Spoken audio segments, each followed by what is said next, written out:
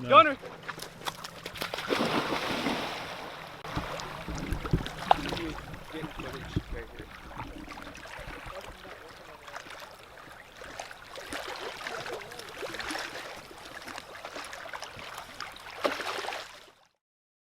We need the snow to fly. We need cold weather and snow. We'll seal this deal.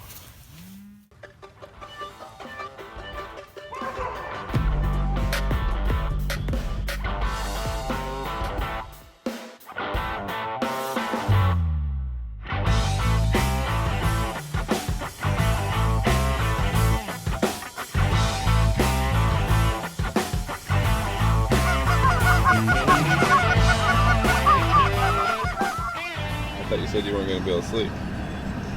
I was in bed. I wasn't necessarily sleeping by 10.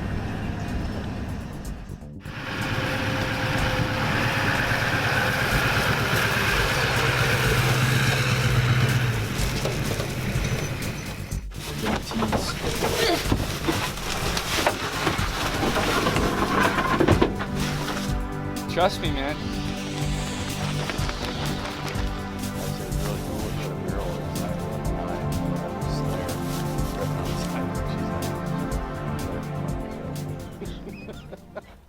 First feeling I got when I saw the first volley of birds lift over the trees on the early season goose hunt, like, pretty sure my heart just like stopped. Like, it's like you have so much excitement built up from the off season, and like it still feels like it's too early to be hunting geese, but you're getting to anyways. So when that happens, it's just like all your energy is just balled up and you're in your layout blind and you just like trigger happy. You can't wait to pop up and be able to shoot that first bird.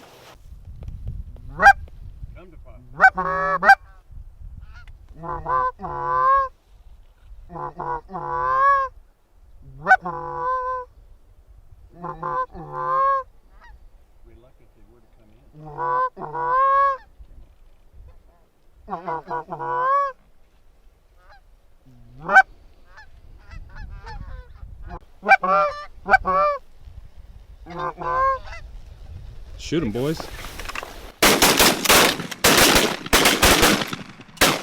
Keep shooting. Delta! How many did we get? 2? There's one landed in the decoys. One's right here. There's 2 right there. Watch that low flyer, Blake. Yeah. Reload. Did you get one, Reich? No. Missed. Hey, good dog, here. I think I might have helped though. Heel. With one. Heel. Hi, I'm Blake Gibson. I grew up in Owensboro, Washington. I'm pro staff for Pacific Calls, and you're watching Long Haul Outdoors.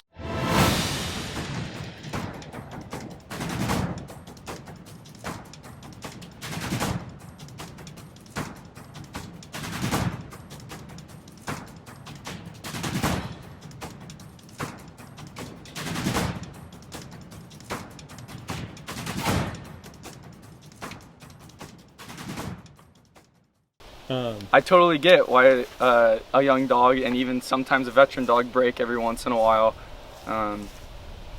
There's so much energy locked up inside. I mean, even for us, we just know better than them that if we do get out of our blind, the birds aren't going to finish. They don't understand that. So it's pretty amazing, in my opinion, that you can actually hold a dog back from what its natural instincts want to do, is go after the birds until you call their name.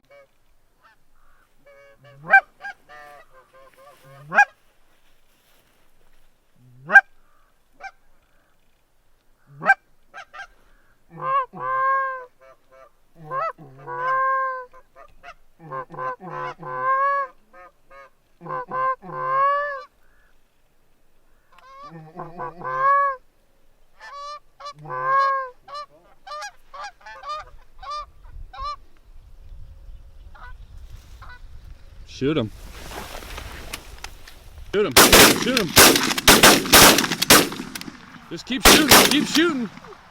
Even though I was really excited to run my new dog on this first hunt, when Ryan told me that it wasn't a good idea, I totally put all my trust into Ryan and agreed on why it wasn't a good idea for him to hunt this hunt.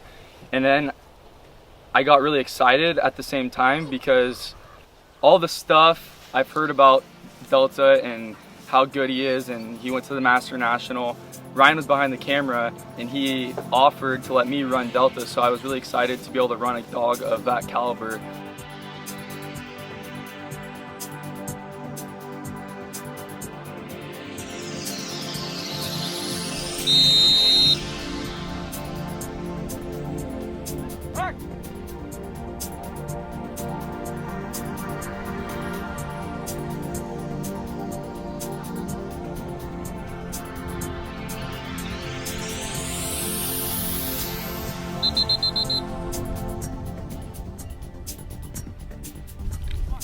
Good dog, here Delta. Delta, here. Here. Good dog. Good dog. Here, heel. Heel. Heel. Good dog, kennel. Everybody's excited for that first hunt. You're pulling the trigger really fast, probably faster than you should. And we had 3 young kids with us too that haven't had the opportunity to practice on wing shooting at all. We shot some doves earlier in the season, but that's nothing like killing geese. I mean, that thing looks like a beach ball floating through the air, but it's traveling a lot faster than what you think. So I saw a lot of tail feathers getting blown off, but that doesn't work for those big geese. More coming straight out.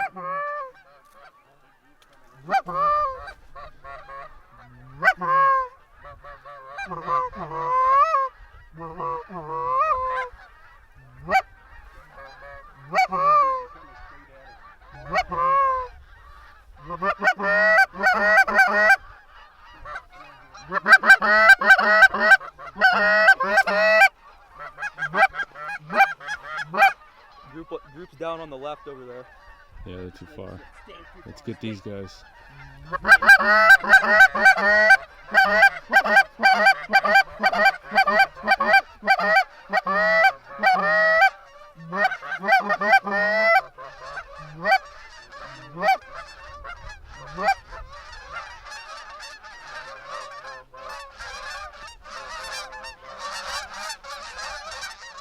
This group to the right's pretty low. Coming back around.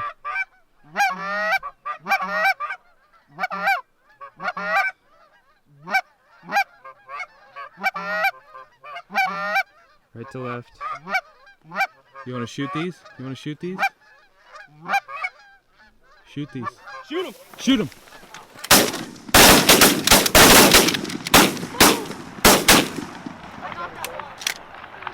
Good call, guys.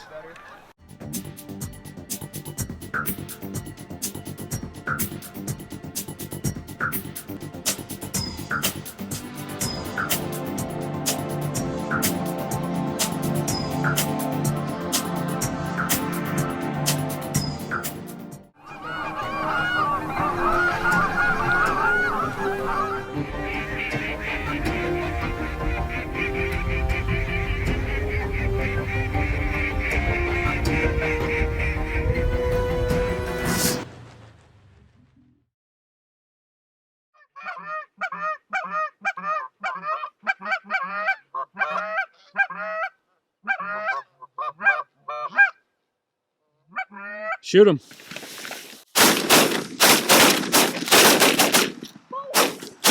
You know, it's interesting. A lot of kids grow up thinking, oh man, I want to be a fireman, or I want to be a policeman, or I want to do this, I want to do that. Dog training was not something I ever thought about when I was a kid. Obviously, when I was a young kid, I was into bird hunting, and I thought having a great dog was a cool thing because I had hunted plenty of times with people who didn't have good dogs. And so I would say that in a lot of my life I've been inspired by what not to do. And when I was young, I really wanted to have a great dog. And I remember when I was in high school and really getting into bird hunting, I got my first lab, and I had just decided my dog wasn't going to be a bad dog. I remember buying videos and reading books and trying to teach myself what a good dog was, and then ultimately trying to teach myself how to train to have a good dog. And I did a lot of bird hunting, made a lot of mistakes on my first dog, and I don't really remember how I heard of field troweling or AKC hunt tests, but ultimately I did, and it sounded like something I wanted to do. So I remember thinking, well, the first dog that I had that was my hunting dog was a black male, and I never thought he could pass a hunt test, so I ended up getting another dog, and I bought a yellow female. Her name was Dakota, and I trained her to be a hunt test dog. And when I was maybe 18, 19 years old, I attended my first AKC hunt test and ran Dakota when she was young through her juniors, and then ultimately through her senior title. And that was how I kind of got hooked on training dogs and competing on some level. But I sort of stumbled into being a professional dog trainer in the time that I was running and competing in AKC hunt tests. I had met some people and apparently made an impression upon some people, and I got a random phone call out of the blue one day when I was on a job working on a construction site from a guy who owned a kennel that was looking for a dog trainer in Ellensburg, Washington.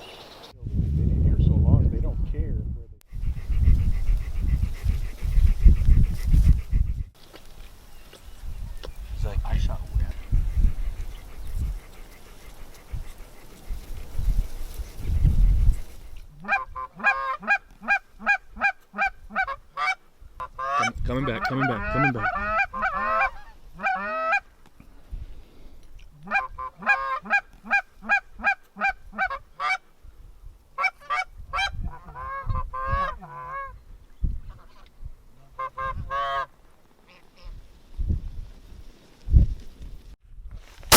Shoot him! Shoot him!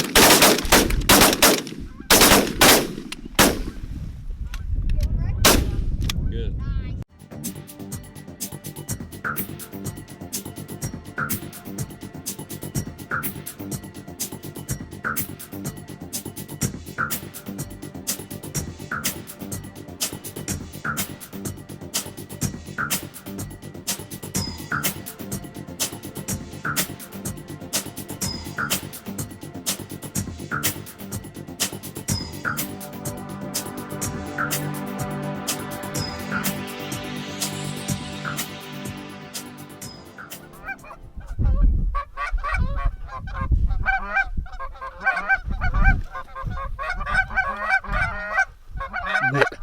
Get ready, get your head down.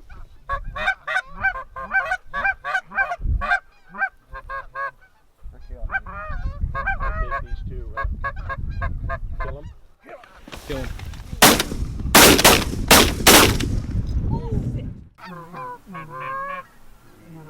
You want to take it on the first pass?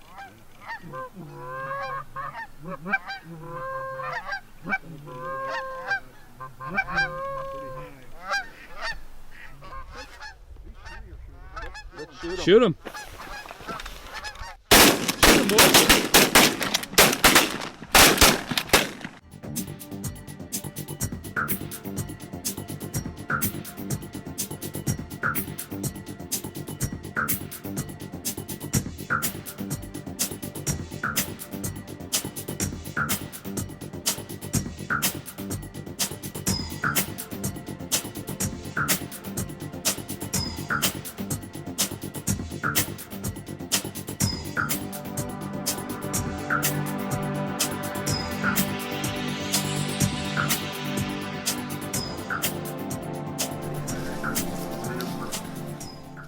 It's funny, you know, being playing sports and coaching sports and being a retriever trainer for as long as I have, I can appreciate people's competitive nature. I have a competitive nature myself, and so seeing that competitive nature in the youngsters, you know, you feel for them.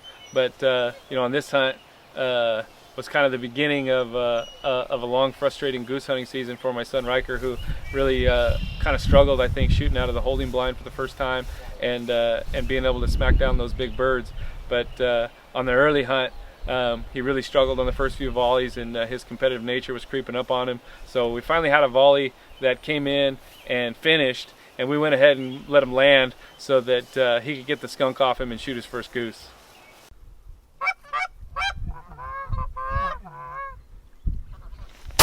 Shoot him!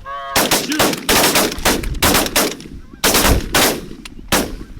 One of my favorite things I'll remember about this hunt was having the opportunity, obviously, to bring my son along, but also 2 friends of his, Cade Gibson and Blake Catlin, who all 3 of which I coached in baseball when they were younger, and 3 great athletes and 3 great young kids learning to hunt, and to see 3 teammates get together and be able to hunt like that together after spending as much time as they've spent in the dugout, and just the opportunity to get people together that don't normally hunt together, you know, waterfowl hunting, all types of hunting, especially waterfowl hunting though, you do have the opportunity to get multiple people together. You know, when you go deer hunting and stuff, you kind of want to be by yourself. I think that's one thing that I do like about bird hunting in general, but goose hunting especially. If there's a lot of birds coming into a field, you have an opportunity to get a lot of guys together and really enjoy and share the experience with others. And we had a lot of guys on this hunt, and 2 great dogs, and we smashed them. I recently graduated high school after winning a state title my senior year, and I played sports my whole life growing up, and now I've kind of lost all of that. I'm done playing sports forever, and I'm kind of ready for my new path, and I already really enjoyed waterfowl hunting, and so when I picked up the sport of retrievers, it kind of gave me another reason to compete and to work hard at something, and I kind of have a one-track mind, so when I get onto something, I'm really just going for it. So the sport of retrievers has really made me work even harder at the sport of waterfowl hunting.